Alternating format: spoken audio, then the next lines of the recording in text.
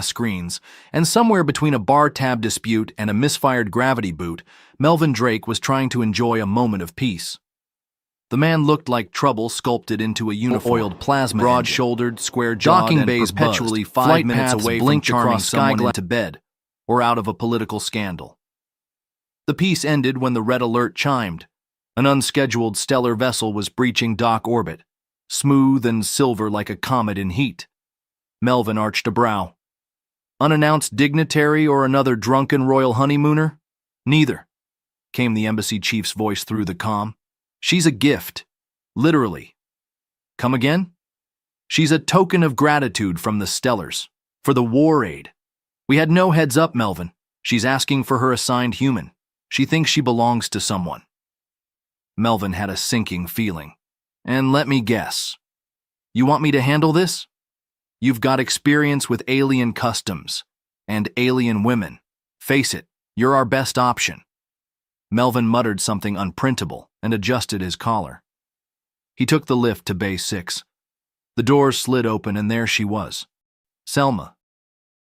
Slender, radiant, standing awkwardly in heels far too high for her to be comfortable. Her skin shimmered with a violet hue, soft and smooth like dusk-light-made flesh. She clutched a curved translator wand and blinked up at him, wide green eyes locking onto his. You, she said with a tremble, are the one. Melvin blinked. Pardon? She stepped forward, cautious, reverent.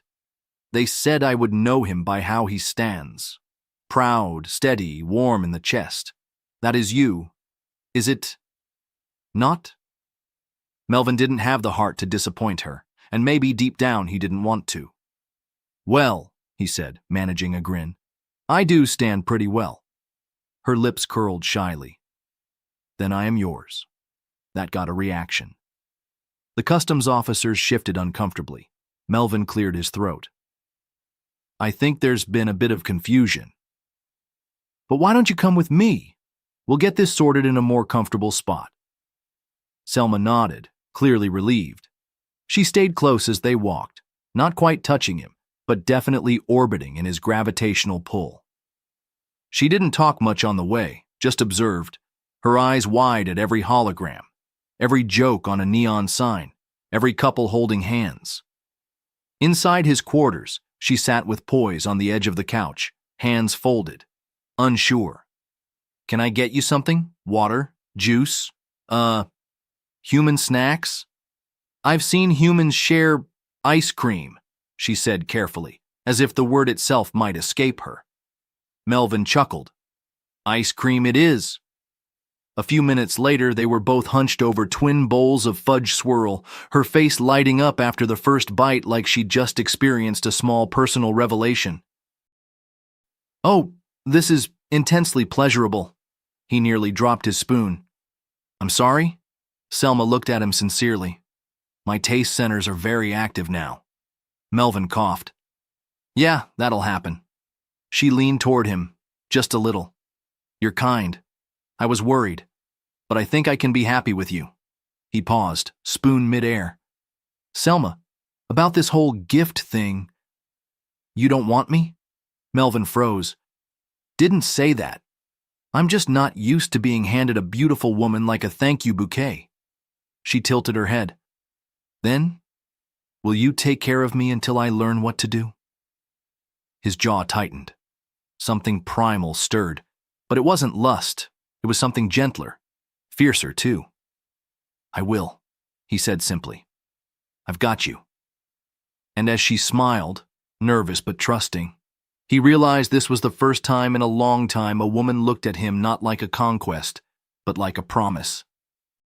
Melvin wasn't sure what he expected when he agreed to take care of Selma, but it definitely didn't include watching her try on crop tops in his closet.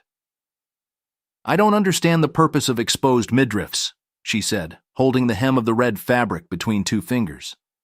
Is it ventilation? Melvin leaned on the doorframe, arms crossed. It's fashion. A choice. Not always practical, but hard to argue with the results. Selma turned, the top hugging her curves. Her skin shimmered gently, a soft glow playing just beneath the surface. She looked uncertain. "It's not offensive to you?" He blinked. "Offensive? Selma, if anything, I should be apologizing to my heart." She frowned. "Is that a human idiom for cardiac distress?" "Nope," Melvin laughed. "Just a compliment." Selma didn't smile, but her glow brightened a little. He was starting to understand. She didn't get innuendo, but she wanted to. Everything about her was curious, like she was trying to assemble emotions from pieces she hadn't quite unpacked. The next few days were a blur of small adventures. He took her to the observation dome to watch meteor storms. She leaned her head against his shoulder, silent and thoughtful, as streaks of light cut across the sky. They strolled through the bazaar deck, where she tried jelly noodles that changed color mid-chew, and asked why some humans wore jackets with no sleeves. Melvin had no answer, but he loved how seriously she pondered it. They danced once, awkwardly, at a zero-G lounge. Selma didn't quite understand rhythm, but she floated into his arms and laughed when she bumped into him. It was the first time she laughed openly, and he felt the sound settle in his chest like something precious. Later, back in his quarters, they sat close on the couch, close enough their knees touched. Selma glanced sideways. "You are patient with me." "Sweetheart, if patience was a currency, I'd spend it all on you." She blinked.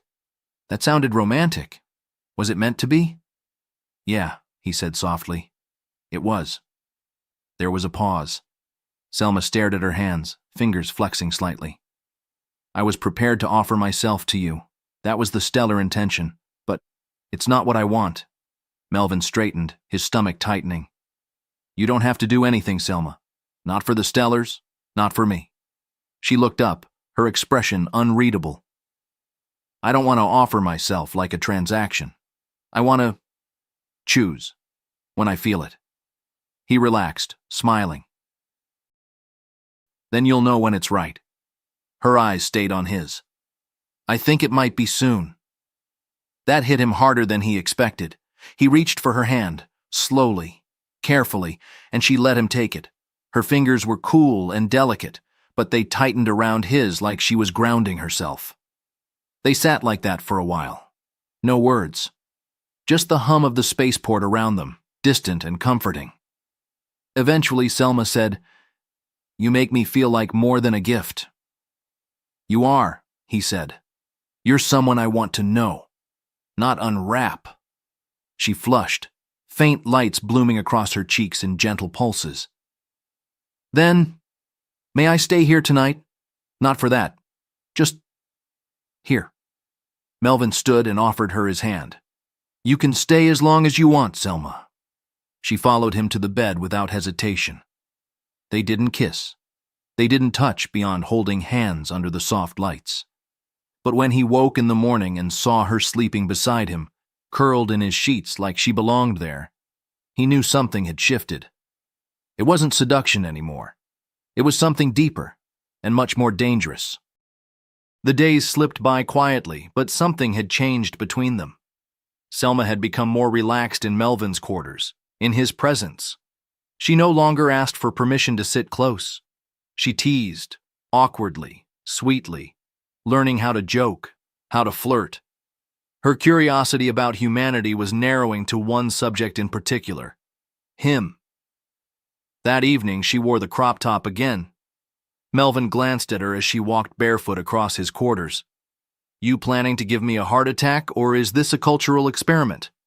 "Possibly both," she said, a little too seriously. But when she looked at him, there was a softness in her eyes. They sat on the couch side by side and watched an old Earth movie. Halfway through, Selma turned toward him. "I've read the stellar files on intimacy, but they were mechanical, functional. It wasn't like this." Her hand grazed his. "The way I feel around you." Melvin didn't move. "How do you feel?" She took a breath. "Like I'm going to do something reckless. But wonderful." That did it. He turned toward her slowly, giving her space to pull away. But she didn't. Instead, she leaned into him, brushing her lips to his like a question only he could answer.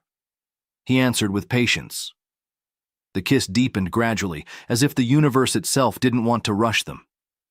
Her lips were cool, curious, and trembling. He pulled her closer, easing his hand along the small of her back. She responded with a shiver, a soft sound escaping her that made his chest tighten. "I don't know what I'm doing," she whispered. "That's okay," he said, kissing the corner of her mouth. "You don't have to. Just follow my lead." She nodded and leaned in again, this time more sure, more eager. Melvin guided her down onto the couch cushions gently, careful not to break her rhythm. Their kisses became slower, deeper, as his hands explored her with respectful intention. Fingers tracing her arms, her sides, pausing with every soft sigh she gave in return. He watched her eyes, half-lidded, trusting, and whispered, "Tell me if you want to stop." "Don't want to," she murmured. "Just be with me." He smiled. "I'm right here." They moved to the bed, clothes discarded between soft laughter and gasped breath. He took his time, showing her how to enjoy the connection. There was no rush. Every touch was a conversation, every sigh a shared secret. When he slid over her, she arched against him, her glow rising faintly beneath her skin in waves of pale violet light. It pulsed to his rhythm, danced with every movement. Her voice shook as she whispered his name, over and over like she was learning how to feel from the inside out. Melvin had been with others. Many, if he was honest. But nothing felt like this. Nothing felt this close. This fragile. As she wrapped her legs around him, pulling him deeper into her world, he kissed her forehead and said, "You're doing just fine." She smiled, eyes glistening. "You're the first to ever make me feel known." They moved together gently, then with a shared urgency. It wasn't wild, it wasn't polished. It was raw and new and beautiful in its clumsy sweetness. When they finished, she clung to him, limbs twined like ivy, her breathing slow and steady. "I didn't expect it to feel like this," she said. "Like what?" "Safe." He wrapped her in his arms, resting his chin in her hair. "You are." There were no declarations, no promises, just the sound of their heartbeats, the hum of the station outside the windows, and the soft glow of a stellar woman falling into something far more human than she ever imagined. The following morning, Melvin was already awake when Selma stirred beside him. Her hair was a soft halo across his shoulder, and her skin, still glowing faintly from the night before, shimmered in the early artificial light. She blinked up at him. "You didn't sleep?" "Didn't want to," he said, brushing a strand from her face. "You look like a dream. I didn't want to miss it." She squinted. That was another human romantic line, wasn't it? "Yup." "I liked it." They shared a quiet laugh. Selma sat up slowly, sheet wrapped around her. "Am I still a gift?" Melvin leaned back, propping himself up on his elbows. "Nope. That label's long expired." She tilted her head. "Then what am I?" He reached for her hand. "My partner. If you want to be." Selma looked down at their joined fingers. "The Stellar Council would not approve of this phrasing, but I do." The moment was light, but the silence that followed hung heavy. She finally asked, "What happens now?" That was the question, wasn't it? Melvin got up, pulled on his slacks, and crossed to the console. "Well, the embassy's been pinging me. Apparently the Stellars weren't supposed to gift anyone without official diplomatic agreement.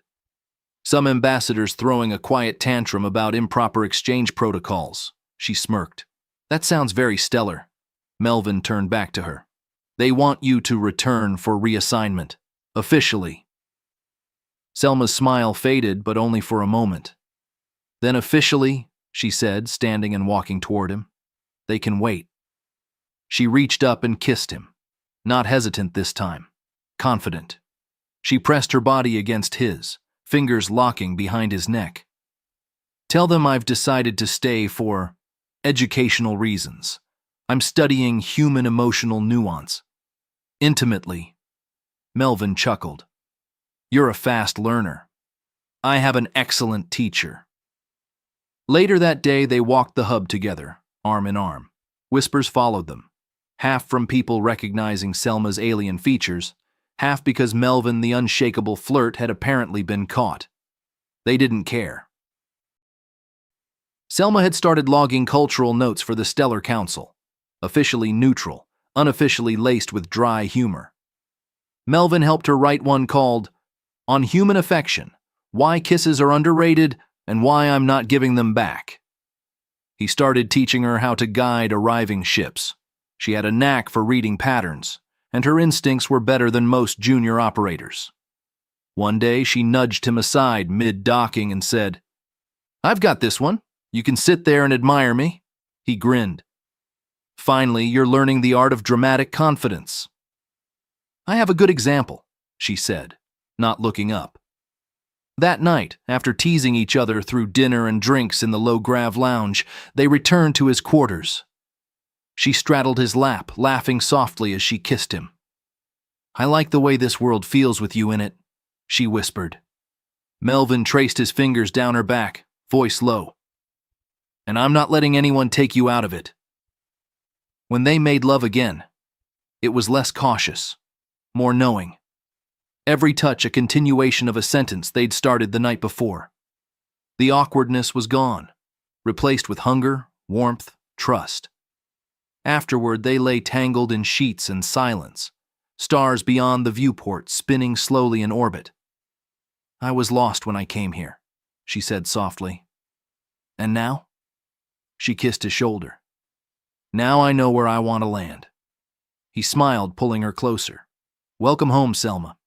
And somewhere in the vastness of the galaxy, while diplomats argued and stars burned in silence, a shy alien girl and the human who took the lead found something better than peace treaties and protocols.